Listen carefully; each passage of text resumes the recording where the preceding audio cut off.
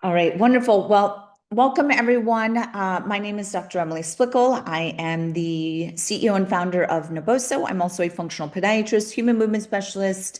I've been in the fitness industry for over 23 years, 24 years. Very passionate about the connection and influence of the foot on athletic and human performance. Obviously, we know the foot is extremely interconnected with the rest of the body. So this will be a little bit of an exploration on how we can think about the foot, and we'll be tying in just a little bit about Naboso.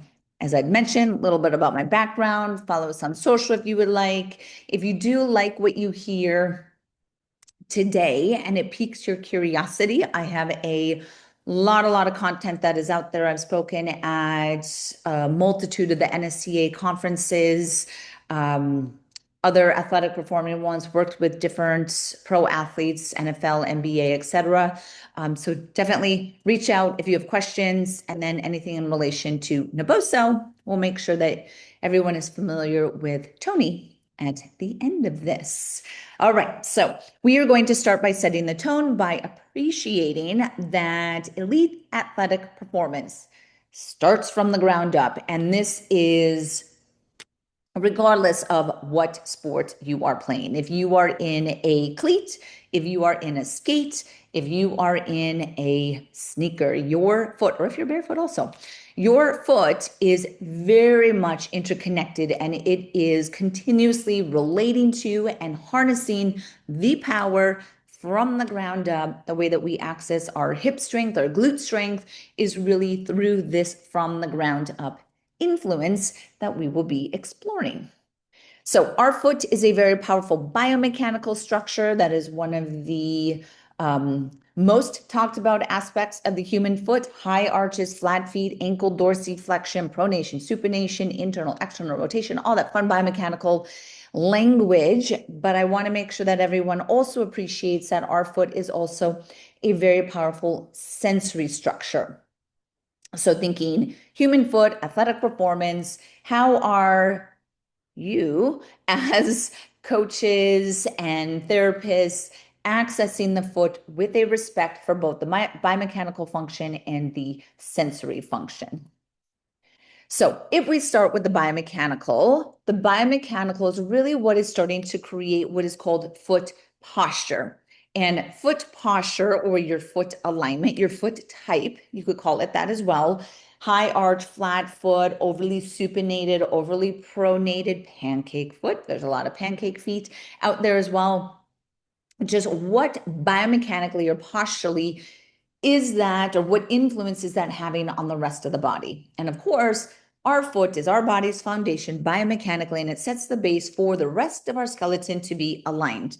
And your skeleton then influences the way that the muscles and the myofascial relationship can contract or stabilize against. So often I will say kinematics influences kinetics. So the kinematics is the biomechanical movement, joint position, joint angles, and that is going to influence kinetics, which is energy transfer. And at the end of the day, that's really what everyone is focused on, is that we are creating power and force and energy transfer. So we want to make sure that we are always thinking about foot posture, total body alignment, kinematics influencing kinetics. All right.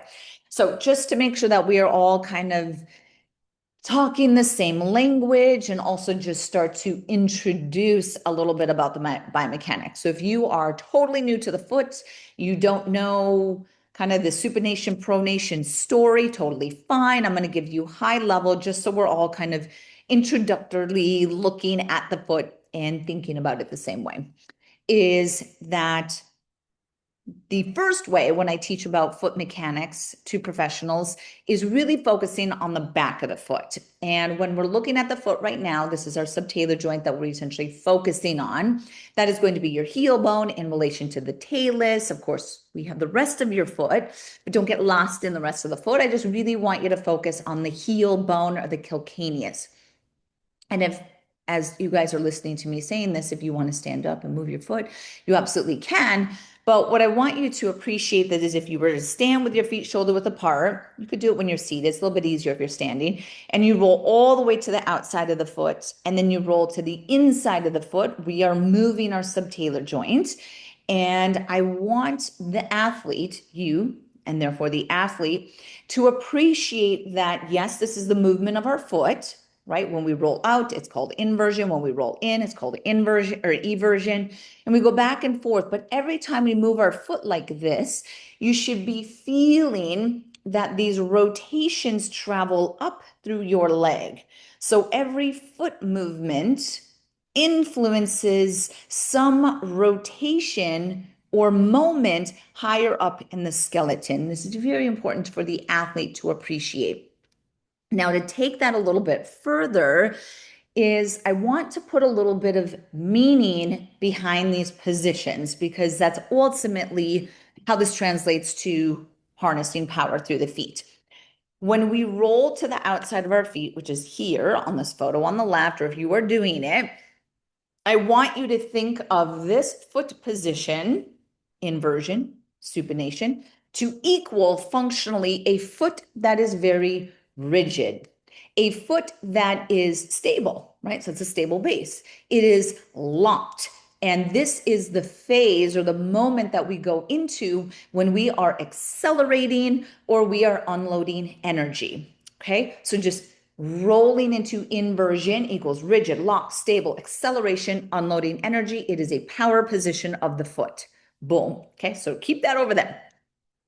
On this side, when we roll to the inside of our foot, or what's called eversion, pronation, overpronation, flat feet, right? Right now we'll be a little bit vague on those words.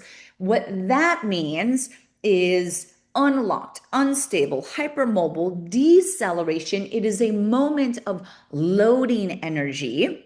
Okay, so that's what that moment is going to mean. So the way that you can start to take this information is you can say foot typing. So as your athlete stands there, just statically standing there, if they're standing with a higher arch supinated foot, in your mind, you want to be seeing that athlete and say, okay, just statically, they're rigid, locks, and stable. That foot type does not unlock quick enough. It's a little bit too rigid. It doesn't dance and play with the ground as well as a neutral foot, right?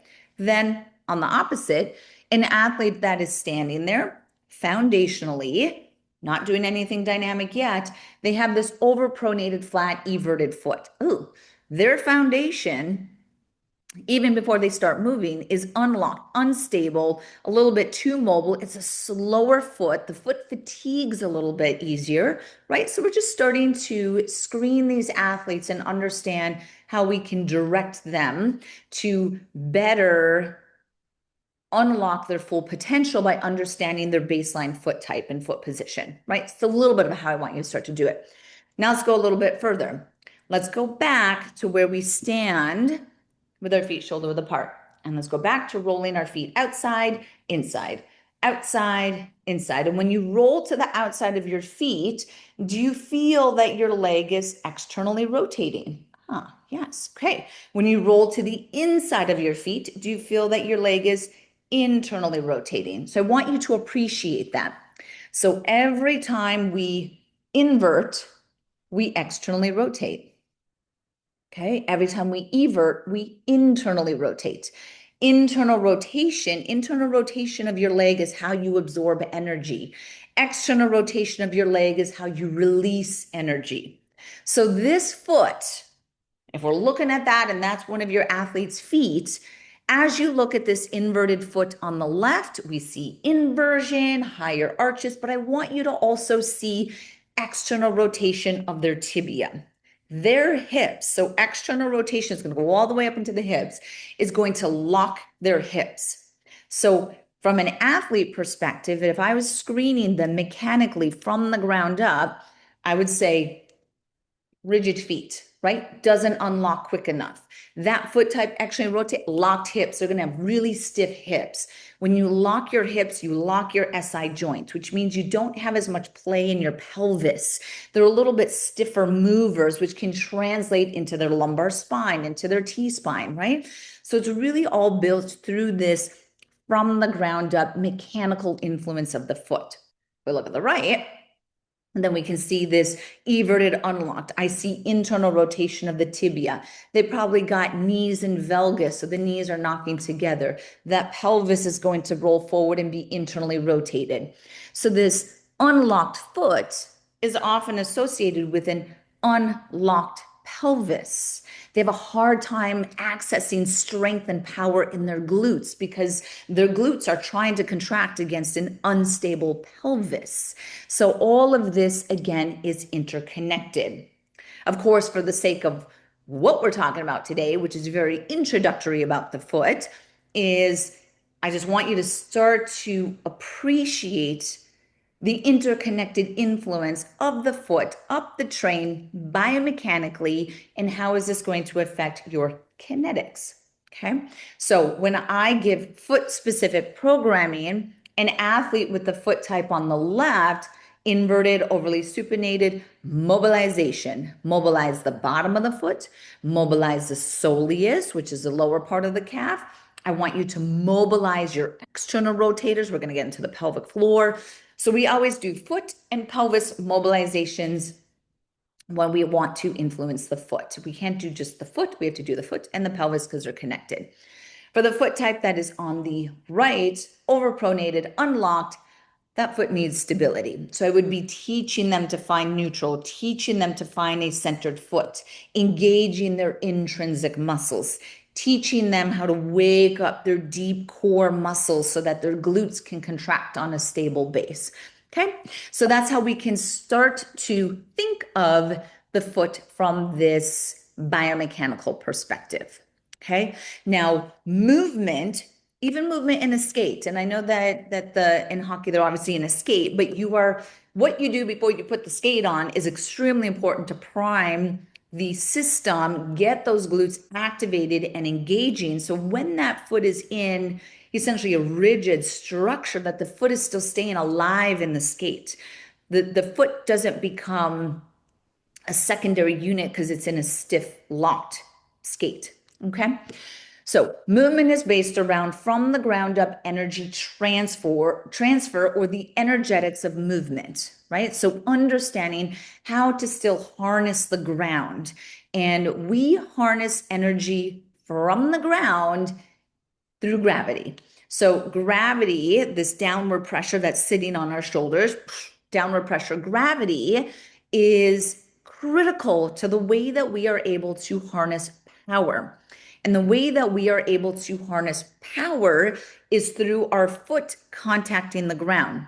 When your foot contacts the ground, you are experiencing ground reaction forces. I know this is a little bit different, kind of how we're navigating the ice, but still kind of go with me on this. You understand the foundational concept of energetics is foot strike ground, ground reaction forces. Ground reaction forces are your body's potential energy. That potential energy is stored within your system, your fascia, your fascial system, so that you can release it as elastic energy. Okay, now this interplay of reading the ground, working with the ground, stabilizing, storing energy, releasing energy, that's kinetics 101. This kinetics is based off of the system, meaning your skeletal system, your unit, being stable enough to do that little dance, load and unload, load and unload, load and unload of energy. This means that we have to have a deep understanding of your center of gravity. So it's not just a foot story, it becomes a foot story and a center of gravity story, which is what we're looking at right here. So now we're going to talk about your pelvis. So here, when we talk a little bit higher with the pelvis, it is really important for the athlete to be able to harness the stability, the deep stability of this structure so that they are stabilizing fast enough during their dynamic movements. And this structure is a beautiful fascial story that is interconnected with each other, and it goes all the way down to your feet. So when we think about our pelvis, you are thinking about a dynamic movement. The athlete is pushing off, they're changing direction, they have a lot of single leg stability. With that single leg stability, we're going to start in our deep hip. So the way that your leg, your right leg as an example, stabilizes starts in your deep hip with your deep rotators, and this group of muscles surrounds your femoral head, and it's going to pull the femoral head into the joint. Now, these deep rotators are myofascially blended into your pelvic floor, specifically your posterior pelvic floor, specifically this iliococcygeus, if you want to get very specific. So obturator internus blends into iliococcygeus, or you could just say deep hip blends into pelvic floor. Great. Okay, blends into your pelvic floor. That pelvic floor then blends into your diaphragm.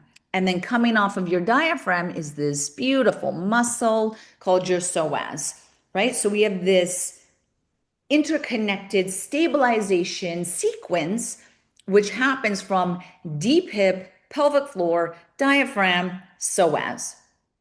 And then technically your psoas goes back into your pelvic floor. So you have it back anteriorly. Also, fun bonus, your posterior pelvic floor goes out into the deep sacral fibers of your glute max. So we have this spider web of fascial stabilization that is happening around the athlete's center of mass, center of gravity. And it is the anticipatory stabilization response of this system that I just shared right here. That is what helps the athlete be quick, create power, particularly in their glutes. So your feet are part of this. Your feet are part of how you actually activate the stabilization response in your center. And this is via your deep front fascial line. And your deep front fascial line runs from the bottom tips of your toes through your lower leg into the adductors, into your deep hip, pelvic floor, diaphragm, psoas, up your neck to your tongue. So when I teach stabilization to athletes, I want them to be able to access foot to core, so deep foot muscles to pelvic floor, but also toe to tongue. And that stabilization is fascial. And when you understand how to access from the ground up, foot to core, toe to tongue, stabilization, you are essentially setting the frame through which kinetics occurs. Hopefully this is making sense. Okay. This activation of foot to core, toe to tongue is through gripping your toes. So the power of the human foot lies in your toes. The power of the human foot lies in your toes, which means in the skate, which is stiff and not flexible, it is a solid fixed unit, a hockey skate, right? Just like a ski boot, it is a fixed unit. That does not mean foot passive. The toes still need to kind of stay alive a little bit in that skate as much as they can. And the action of what activates the toes and the foot and the pelvic floor into the hips is this anchoring of the toes down. The way that I teach this is through forward lean, through short foot exercise, through single leg exercise, but it's truly the anchoring of the toe into the ground. The quick demonstration I'm going to share with you on this is called forward lean. So if you want to stand up and kind of go through it, I'm going to have you stand up and I'll do it, even though you really can't see. Not going to see much here, but I'm standing up and I'm going to stand like this. But I'm standing up with my feet shoulder width apart. So it's really about my words. So feet shoulder width apart. You're going to spread your toes as wide as you can. Knees are soft, arms are by your side. And you're going to stand nice and tall and imagine that you are stiff as a board. I'm going to show you from the side. So we're standing nice and tall, stiff as a board. Stay nice, tall, stiff as a board, and you're going to slightly lean your body forward. So this slight lean forward, and then bring it back vertical. Slight lean, bring it vertical. One more, slight lean, bring it vertical. Great. So every time you leaned your body forward, what did you feel? You should have felt your toes gripping the ground or anchoring. Okay. This anchoring response of your toes through the forward lean is a postural reflex. I didn't have to cue your foot. It was a reflex within your nervous system. What I want you to do is appreciate the sensation of that action, toes gripping ground. Can you now stand nice and tall, knees soft, toes are spread wide, and no lean, push your toes into the ground? Can you do that? And then release. Toes into the ground. And then release. One more. Toes into the ground. And then release. Great. That is starting to get the action. To get back here into the deep front fascia line, what we need to do, and the way that I teach it, is I first access the diaphragm. So the way that I access the diaphragm is through an exhalation. So we would inhale, and then as we exhale, you're going to keep exhaling, keep exhaling. As you exhale, I want you to grip the ground with your toes. Push your toes into the floor. Keep exhaling. Toes are down. 3, 2, 1. Release your toes. Inhale. Again, exhale. Keep exhaling. Toes go down into the ground. Keep exhaling. Keep exhaling. Keep exhaling. Toes are down. 3, 2, 1. Release. Inhale. Right? So you see that we're starting to stack the exhale. So diaphragm actually lifts when you exhale with your toes going down. When you extend your exhalation, your pelvic floor will actually lift. So I'm kind of stacking the pelvic floor without even cueing it for you. The way that this would go into your tongue is that we could do very similar. And I'm going to have you spread your toes wide. I'm going to have you engage your transverse abdominals. So we'll just focus on that right now. If you know how to lift your pelvic floor, lift your pelvic floor, specifically your levator ani. So transverse abdominals, lift pelvic floor, just put some energy in your center. You got to feel that energy, hold the energy, and now push your toes into the floor. Did you feel like that energy just stacked? Hopefully it did. Let's release it again. Okay, engage your transverse abdominals. Lift your posterior pelvic floor. That means lift your levator ani. Push your toes into the floor. You should have felt a stack. Hold that stack, and I want you to take your arms and you're going to put them by your side and make a fist. What did that do to your energy? Did it stack you even higher? Hold that energy and take your tongue, push it into your pellet. As soon as you bring your tongue and you push it up, what did that do to the energy? Did it just stack you even more? Stay exactly as you are, and I want you to relax only your fist. Did you lose some of that energy and that stack? Make a fist again. Did your energy go higher in your center?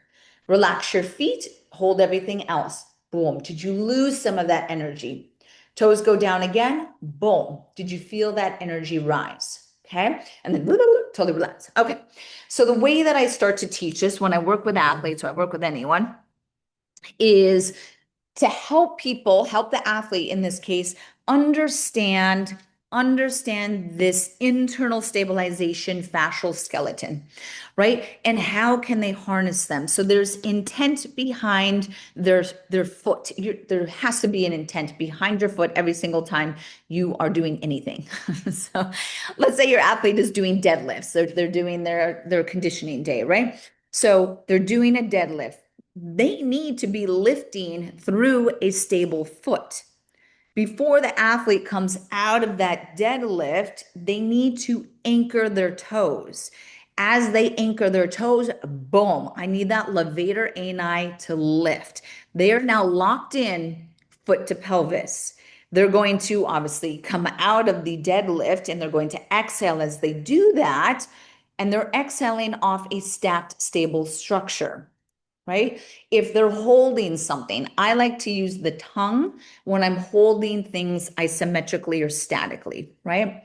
So let's say I'm holding the top of the lift. So I'm at the top of the lift and I'm holding the barbell as I'm at the top, I'm going to really be anchoring my toes. I'm lifting my levator ani, and now my tongue is into my pellet, right? And then drop the weight, right? So it's just understanding how to harness and access this soft tissue skeleton. Okay. Now, fascia is sensory, so the fascial component was already part of the sensory side of the human foot. But to take it even further, the last little part that I want to cover has to do with the skin in the bottom of the foot, right? So this is why I really truly believe that athletes need to take their shoes off and they need to access the full potential of their foundation. Let's wake up the skin that is on the bottom of the foot that has thousands of nerves. These are the different nerves that are found on the bottom of the feet. There's Merkel disc, Griffini endings, there's corpuscles, right? And they're sensitive to different stimulation.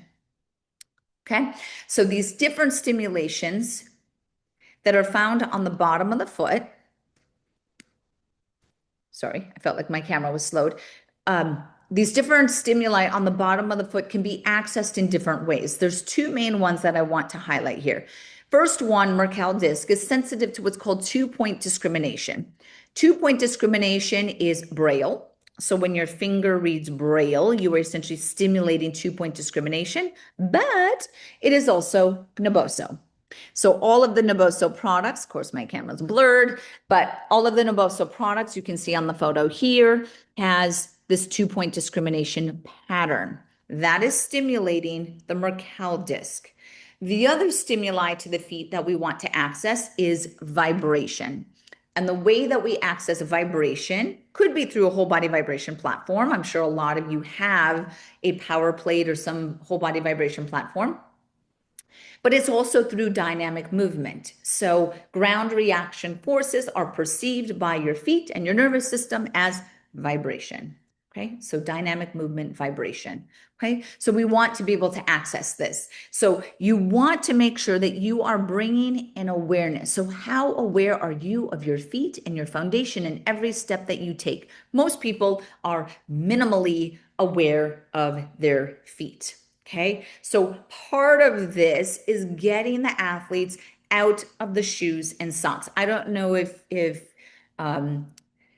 you and your teams are doing yoga. I know that a lot of people are doing yoga in the pro teams now, and it's just part of the athlete's regimen is to do yoga, to focus on this form of mobility.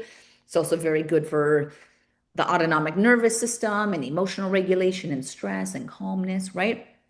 It's also barefoot, so it's great to get these athletes out of their shoes and they're doing a movement.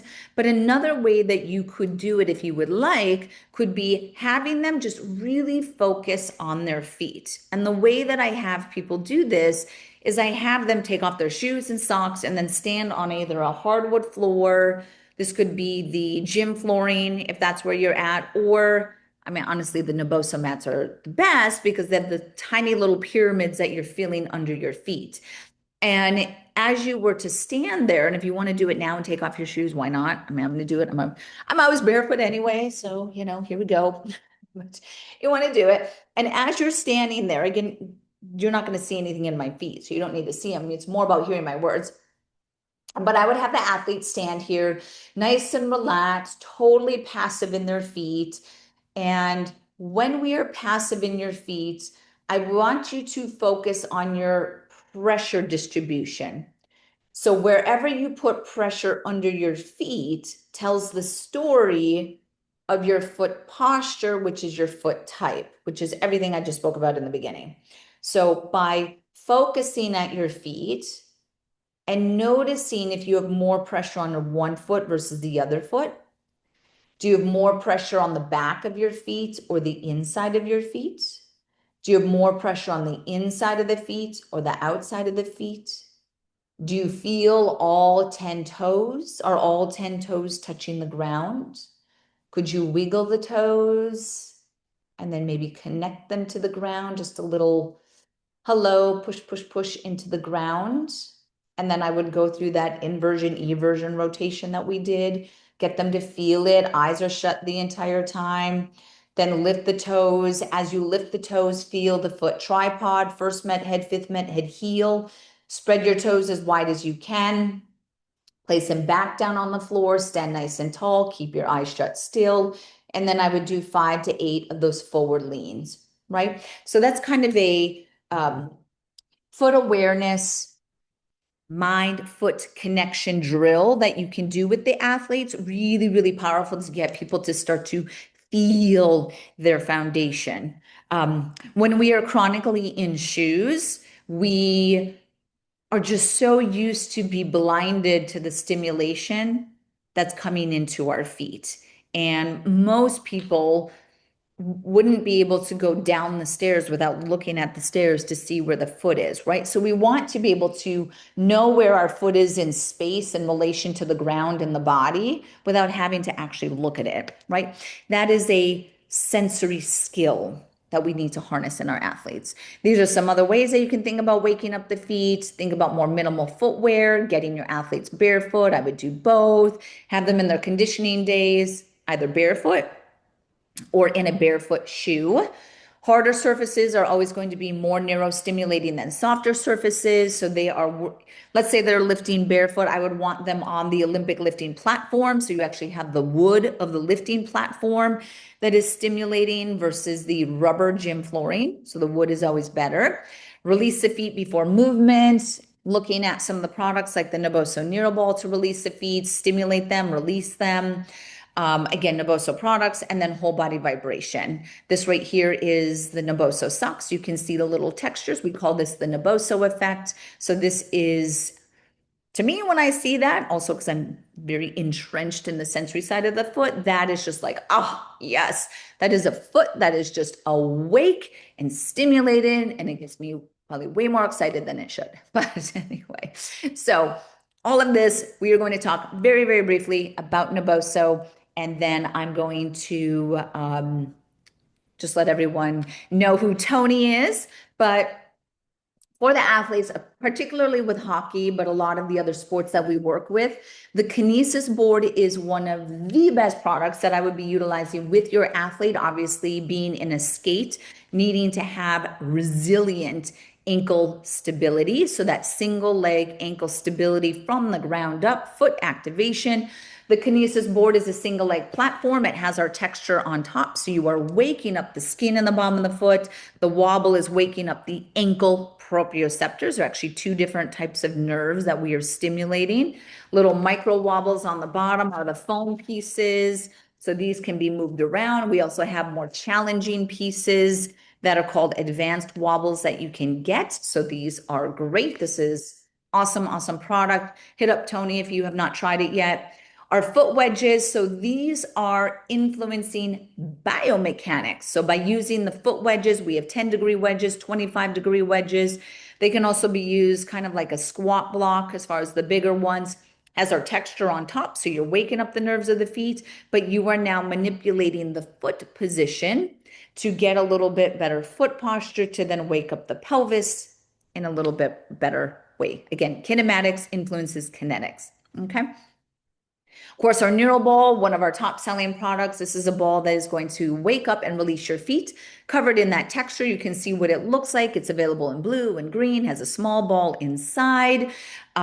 We recommend splitting it into the 2 pieces, have the athlete just step and do pinpoint pressure on these before they start lifting, before they get in their skate. And then at the end of the game, when they get their skates off, right? So very, very easy way to hit that foot recovery that is not going to take a lot of time. Both feet, same time, texture, stimulation, pinpoint pressure, boom. To me, it would be one of the easiest go-tos. The socks, of course, showed the photo of that, our recovery socks. I'd have the athletes get into those after every game as well, or every practice, okay? Neuro Stick is a massage stick that is covered with our same texture. So this has a steel rod going through it. So it's a very good and effective release tool. Does not flex. You can get some good pressure on that. Again, one of my favorites from an athletic perspective. And that's stimulating skin everywhere in the body, not just the foot. Okay? All right. Well, I am happy to answer any questions that you may have. If you are listening to the recording and you have questions, just forward those questions to Tony. Tony, you can send those to me if they're, kind of clinical specific questions. If you have not met Tony, Tony is our head of sales. And Tony, if you want to share a few things about just kind of the product and the process and how you can get them set up. Yeah, hey everybody. Tony, I know we all met at the hockey summit. I see a bunch of familiar faces on here. So if you want to reach out to me, I can help you out with samples, products that you need for your athletes. I'm here for you. You can see on the screen. It's my contact information, my email, my mobile phone. Text me, email me, call me. I'm available at any time. So anything you need, any questions, any concerns, anything Naboso, reach out and I'll be able to help you out. Perfect. Thank you, Tony. Any questions? And if there are no questions, my last words that I would leave you with is my goal through this initial webinar, and stay in touch with Tony. I have many, many other webinars. We'll do more webinars, is to pique the curiosity. If you've been intrigued in the foot, if you know the foot has an influence, it's just, again, that initial appreciation, right? Respect for the complexity of the foot. And then the foot is extremely complicated. So there is a lot of content that we could dive into. Check out our YouTube channel. Again, my name is Dr. Emily Splichal. I have hundreds of videos on YouTube and podcasts that share more about this. Definitely think about always the biomechanical and the sensory side of the human foot. Definitely check out the Naboso products. They just make things easier. That's honestly why I've developed it and why we're pushing into the athletic teams is you got to release your feet anyway. You might as well use a tool that is more neurostimulating, right? Or if your athlete can simply walk around in the recovery socks and recover their feet, I mean, why not? They're going to walk around anyway. So, trying to make it effective, trying to help you get better athletes. We want to increase performance and we want to minimize that injury risk. Definitely reach out to Tony. I thank you guys so much for your time. Have an amazing day, and I hope to see you at some time in affiliation with either a conference or Naboso. Thank you guys so much.